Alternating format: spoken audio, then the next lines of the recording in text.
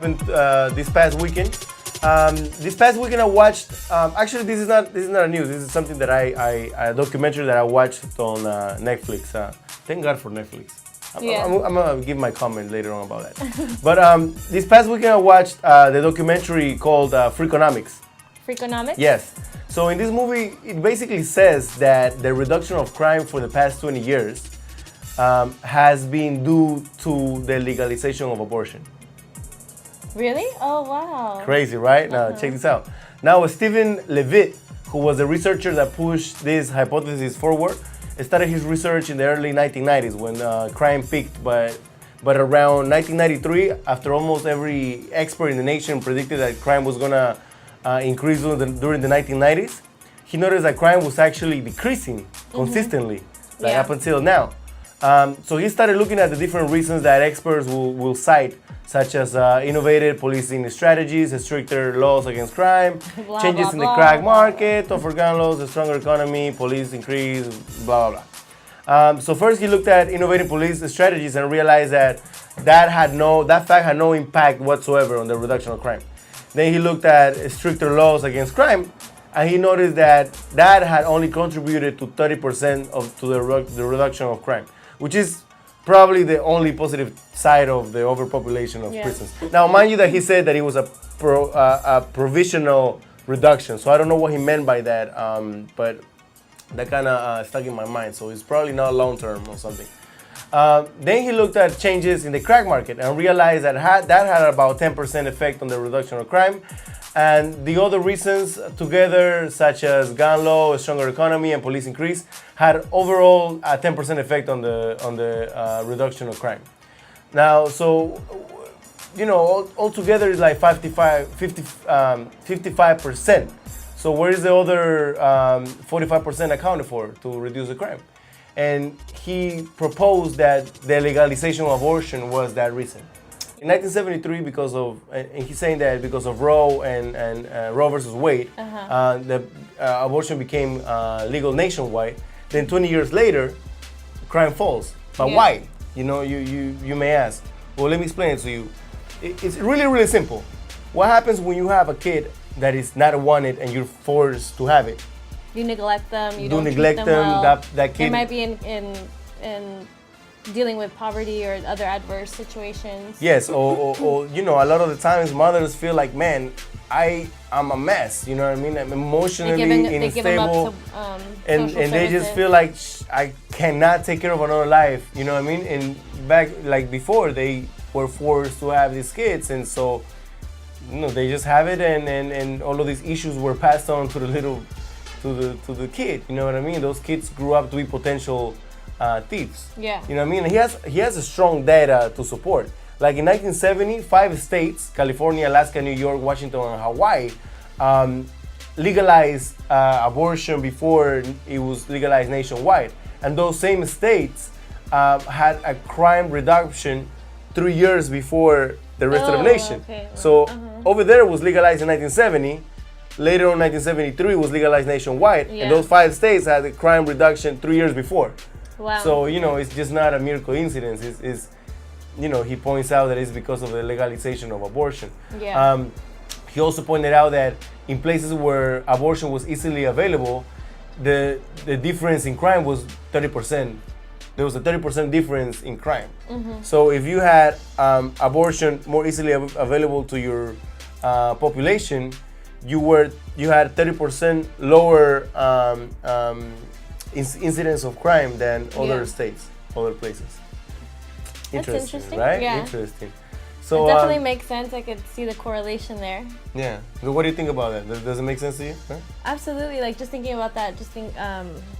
I was thinking about population-wise and the growth of that, and with different factors like stress factors and having a large population, that would increase crime as well. And so with abortion, that would decrease some of those stresses in the situation because there's less people. Yeah. So support, a woman's right to choose. Where you personally? I mean, because we're Latinos. Yeah. And Latinos are very much against, because of religion, I think, very much against abortion. I think back in Latin America, I mean, abortion is not legal. And a lot of times Yeah. over here too in the United States, that's carry on to the Yeah. next generation. How do you feel about it? And how your family feels about it too? As well? Well, in my family, you don't really talk about abortion, and Like many other it's Latino not families, it's not a huh? choice either. It's not something that you would encourage or support. As far as me personally, I have like. I feel like it's a woman's choice to regard if she wants to continue a pregnancy or if she would like to terminate or if she wanted to give up her child for adoption. I feel like that's very much her choice. But I feel like sometimes for me personally, like I feel that's how I feel for everyone. But my own personal views for if I were in that situation might be a little different. Yeah, it's a personal. Yeah. But Okay. it's something that I learned in one of my in my classes was that sometimes an abortion is not a choice. So a lot of times, especially young women like in college, like they did the survey where they asked women in the classroom to raise their hands if they had ever become pregnant during college or knew someone that had become pregnant during college. And a great portion of the women raised their hands, and then if they asked them, did they continue the pregnancy, women didn't raise their hands anymore. There was more women who had either themselves or their friends had an abortion. And they made us think about, well, is it always a choice to have an abortion, or is it something that you have to do? Sometimes it's not a choice. It's like you don't have the resources or the means or the support. And abortion sometimes really isn't even a choice. You know what I mean? So it was interesting to think of it in that way, because a lot of times you think, oh, abortion is a choice, it's your choice to do that. But oftentimes it could be really opposite. You may want to keep this child and you don't have that choice. Yeah, that's interesting. That's interesting. Yeah, for a man now it's really hard to give your opinion because, Ultimately. I think, my opinion is if that comes my way right now, I'll man up and take care of what I gotta take care of. I feel like I'll not trying to give my personal opinion to a woman that's impregnated by me. Like if she wants to have it, she wants to have it. She wants to abort it, she wants to abort it, and I'd be supportive 100% in either case. You know what I mean? But it's really hard, and it's really, I think it's a little bit frustrating to see a lot of men play such a limited role. Yeah, no, not limited role, but in the opposite when it comes down for the pro-lifers. When they are so aggressive in their when expressing their opinions and they want to be so influential, and they are so influential in this issue. You know what I mean? When we are not the ones that have to go through the pregnancy and they have to take care of the child, because we still live in a machista society, and a woman takes care more of the child than the man does. Yeah. You know what I mean? So I just feel that we really don't have a say. If the majority of women support abortion, then it should be passed, and I know the majority of women do. So this is the thing that I think I always say, that it covers a lot of different issues, and it's something that if you make it illegal, it doesn't mean it's gonna stop. You know, if you make abortion illegal, it doesn't mean that people are going to stop, that women are going to stop aborting child. I mean, babies, whatever. It just means that they're going to do it through means that is going to be harmful, potentially harmful to them. You know what I mean? And maybe even to the kid. I don't know. I mean, it just makes it, you give more power to these people who are willing to get into the business just to make money, and do abortions illegally and put at risk the lives of all those people.